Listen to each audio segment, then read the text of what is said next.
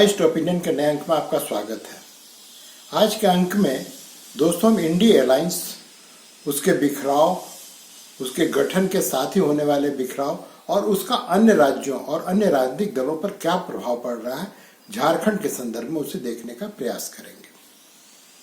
जैसा कि आपको पता है दोस्तों कि पिछले साल जून में इंडिया अलायंस का गठन पटना में हुआ।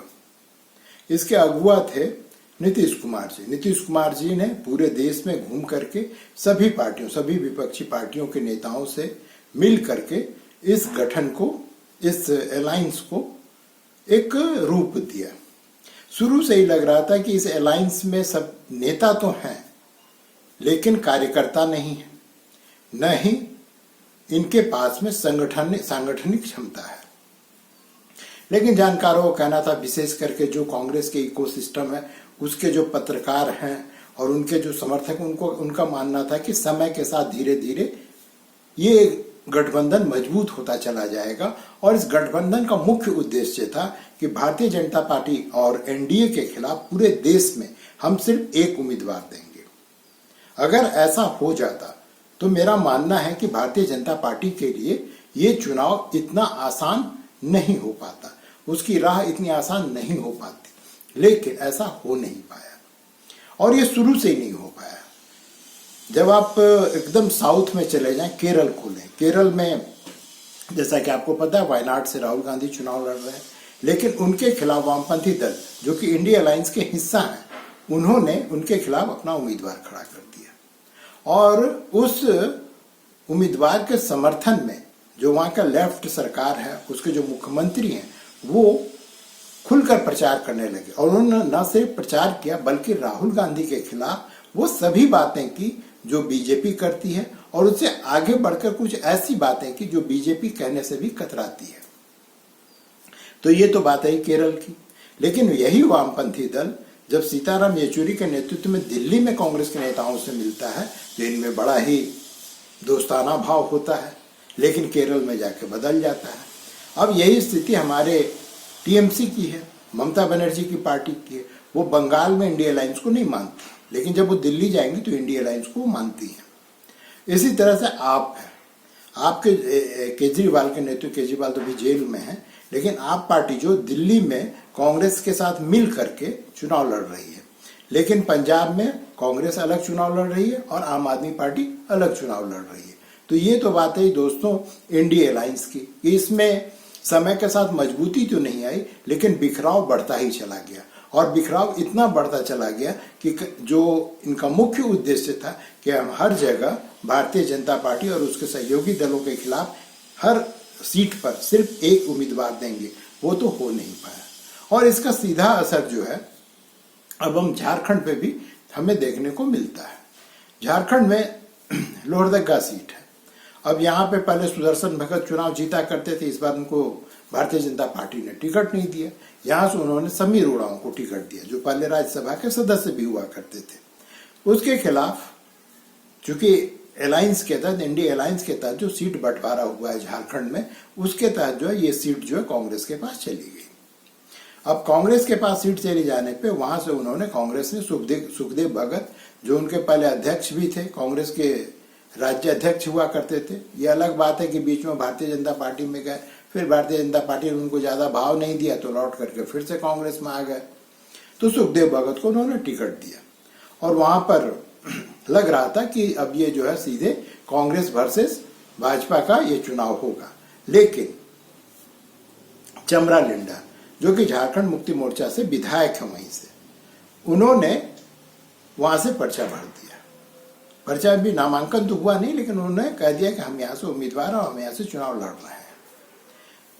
अब झारखंड मुक्ति मोर्चा के लिए बड़ी अजीब सी स्थिति हो गई, विकट स्थिति हो गई। तो उन्होंने चमरा लिंडा से आग्रह किया कि भाई आप इस सीट को, आप चुनाव न लड़ें और जो कांग्रेस के पास है सीट के, उनको ये चुनाव लड़ने दें।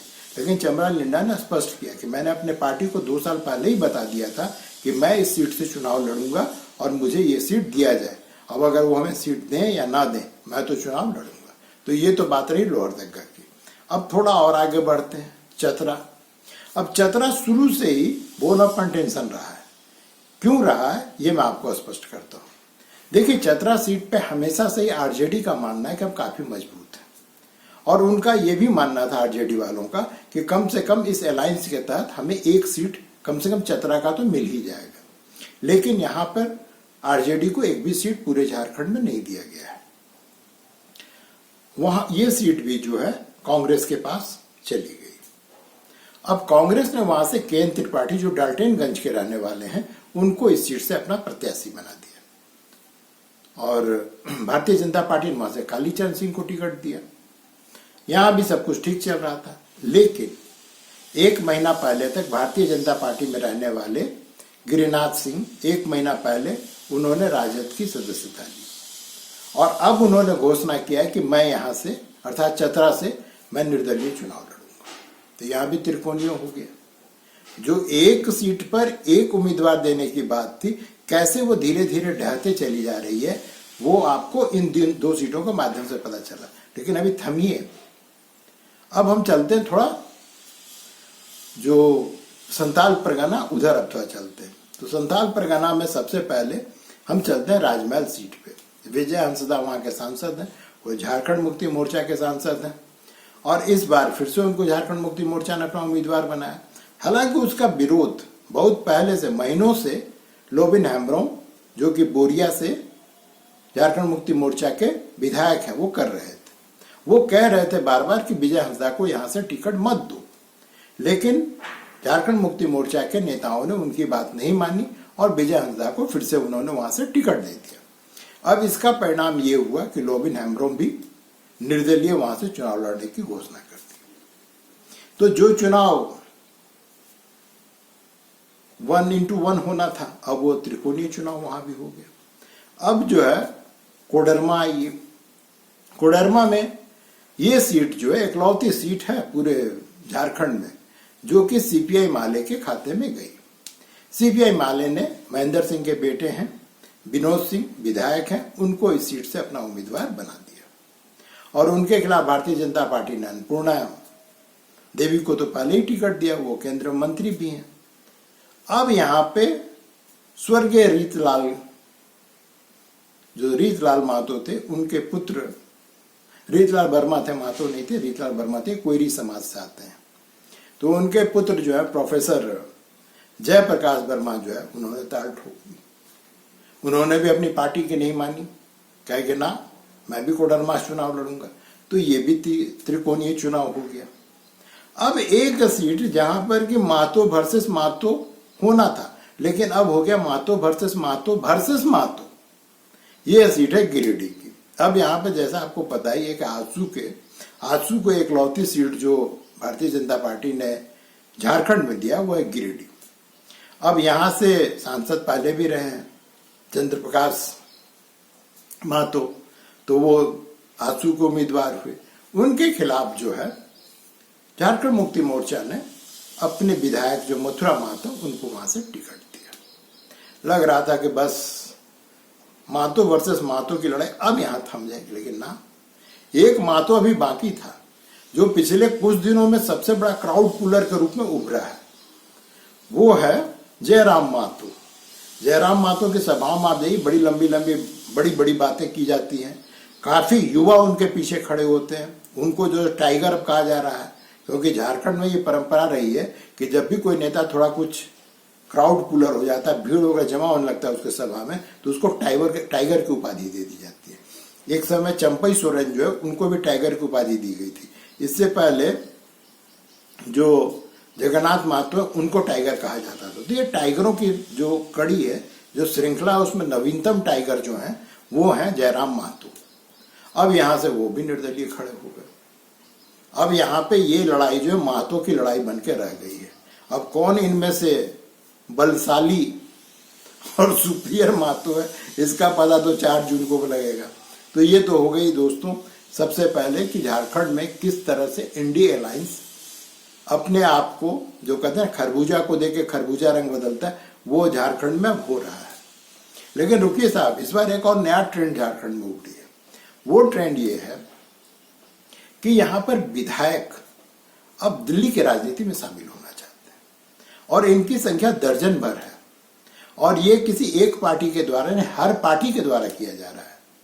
हर पार्टी अपने विधायक को दिल्ली का रास्ता दिखा रही है।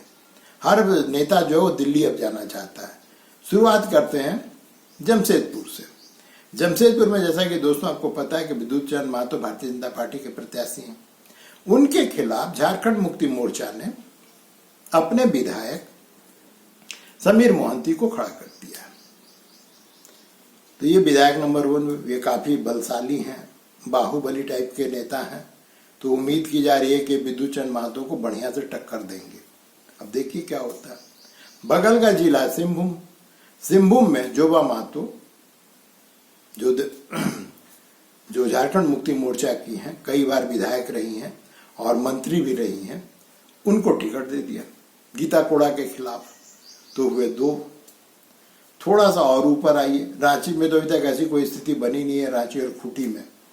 लेकिन फिर से चलते हैं हम लोग संथाल परगना। लोबिन हेम्ब्रोम झारखंड मुक्ति मोर्चा के विधायक, वो खड़े हो गए विजय हंसदा के खिलाफ। अब बगल के जिला दुमका में आइए, दुमका में 2 विधायक हैं।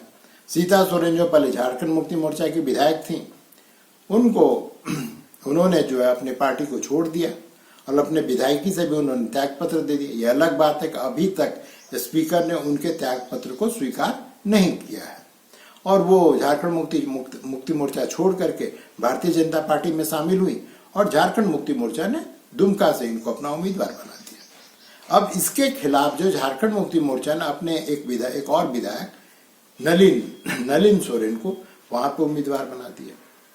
माने विधायकों की इस बार चांदी है, जो जहां से पा रहा वहां से खड़ा हो रहा है। जब गिरिडीह की अभी हम बात कर रहे थे तो मथुरा महतो जो झारखंड मुक्ति मोर्चा के उम्मीदवार हैं, वो भी विधायक हैं। जो हजारीबाग के सीट पे आइए तो हजारीबाग के सीट पे तो विधायक वर्सेस विधायक हो गया है और दोनों ही पहले भाजपा के विधायक थे। मनीष जायसवाल तो अभी भी भारतीय जनता पार्टी के विधायक हैं और वहां से भारतीय जनता पार्टी ने हजारीबाग से उनको अपना उम्मीदवार बनाया। लेकिन भारतीय जनता पार्टी का जो दूसरा भारतीय जनता पार्टी के जो जेपी पटेल थे, मांडू के विधायक हैं, ये भारतीय जनता पार्टी के विधायक थे, लेकिन इन्होंने ऐन वक्त में कांग्रेस ज्वाइन कर लिया और कांग्रेस के टिकट पर ही हजारीबाग से उम्मीदवार बन गए। हालांकि उन्होंने अभी तक त्यागपत्र भारतीय विधायकी से अपने एमएलए पद से नहीं दिया है और इसके खिलाफ जो है विपक्ष के जो नेता हैं यहाँ पे भारतीय जनता पार्टी के अमर बाउरी, वो जाकर के स्पीकर से मिलकर कहा कि दल बदल कानून के तहत इनकी विधायकी तुरंत समाप्त की जाए। तो ये हो गया, यहाँ पे तो विधायक वर्सेस विधायक हो गया। लेकिन यहीं पे मामला रुक गया हो ऐसा नहीं है। जो चमरा लिंडा वो भी विधायक हैं, वो भी चुनाव लड़ रहे हैं। तो यहाँ पे कुल मिलाकर मेरा कहना ये है कि झारखंड में बड़ी अजीब सी स्थिति, इंडी अलायंस बिखराव के अपने चरम पर है और इनको धोखा कोई बाहर का व्यक्ति नहीं दे रहा है। इनके जो सबसे मजबूत पार्टनर है झारखंड मुक्ति मोर्चा है या फिर आरजेडी है, उनके लोग जो है यहाँ पर इंडी अलायंस के बिखराव के कारण बन रहे हैं। और इसी तरह से जो यहाँ पे विधायक है, ये तो विधायकों की अपनी नहीं चली है, ये तो हर पार्टी चाहता है कि जो उसका सबसे मजबूत विधायक है उसको इस बार एमपी लोकसभा भेजने की तैयारी की जाए और उसको उन्होंने उम्मीदवार बनाया। इससे हो क्या रहा है? इससे नए व्यक्तियों के लिए रास्ता पूरी तरह से ब्लॉक होता जा रहा है। जो कार्यकर्ता है, जो बहुत एक्टिव कार्यकर्ता है और जो काफी अच्छा काम कर रहे हैं, उनके लिए रास्ता बंद होता जा रहा है। बंद इसलिए होता जा रहा है कि अभी एमएलए का चुनाव होगा तो इनमें से कुछ एमएलए का भी चुनाव लड़ेगा। जो हारेगा वो तो लड़ेगा ही, होता जीता हुआ भी कुछ लड़ेगा। इसके विपरीत जो लोग इतने महीनों से, सालों से लगे हुए अपने पार्टी के कार्यों में, उनका क्या होगा? और इस तरह की बातें किसी एक पार्टी तक सीमित नहीं है, किसी एक पार्टी तक सीमित नहीं। इस रोग से सारे के सारे पार्टी ग्रसित है। एक और बात है जिस पर मैं आपका ध्यान देना चाहूंगा कि वफादारी नाम की कोई चीज रह नहीं गई है। ये मैं रामटहल चौधरी के संदर्भ में कह रहा हूं। रामटहल चौधरी एक जमाने में क्या, जो 2014 का चुनाव हुआ था, तब तक रामटल चौधरी जो है सांसद हुआ करते थे भारतीय जनता पार्टी के रांची से। 19 में उनको टिकट नहीं मिला और अभी 24 में भी उनको टिकट नहीं मिला। उन्होंने तुरंत पार्टी से बोरिया बिस्तर बांध लिया। और पार्टी से बोरिया बिस्तर तो उन्होंने 2019 के चुनाव से पहले ही बांध लिया था, क्योंकि उस बार वो निर्दलीय रांची से चुनाव लड़े थे, उनको 50,000 वोट करीब मिला था। ये जो नेता होते हैं ये बड़े ही गलतफहमी में जीते। इनको लगता है कि इनको लोग वोट देता है, इनको लोग वोट देता है और ये इतने लोकप्रिय हैं कि इनको लोग जो सो जिताता है, जबकि वास्तविकता इससे अलग है। वास्तविकता ये है दोस्तों कि आपको कैडर, आपको पार्टी का चिन्ह जिताता है। और इसके सबसे बड़े एग्जाम्पल हैं बाबूलाल मरांडी। बाबूलाल मरांडी झारखंड में इकलौते नेता है जो आदिवासी होते हुए भी सामान्य सीट कोडरमा से ये चुनाव जीता करते थे। ये सांसद जो है संसद में कोडरमा का प्रतिनिधित्व करते थे। इनको भी एक गलतफहमी हो गई थी कि ये इतने लोकप्रिय हैं कि ये कहीं से भी खड़े हों ये चुनाव जीत जाएंगे। लेकिन ये लोकसभा का भी चुनाव हारे और इससे पहले के पहले विधानसभा के चुनाव में 2-2 सीट से चुनाव हारे थे। लेकिन नेता जाति ऐसा है कि दूसरे को देखकर के सबक ही लेने को तैयार नहीं है। रामटल चौधरी को पिछले चुनाव में 50,000 वोट मिला, लेकिन ये व्यक्ति तब भी सुधरने वाला नहीं है। इसको ये मंजूर नहीं है कि अपने बुढ़ापा को अच्छे ढंग से जिए।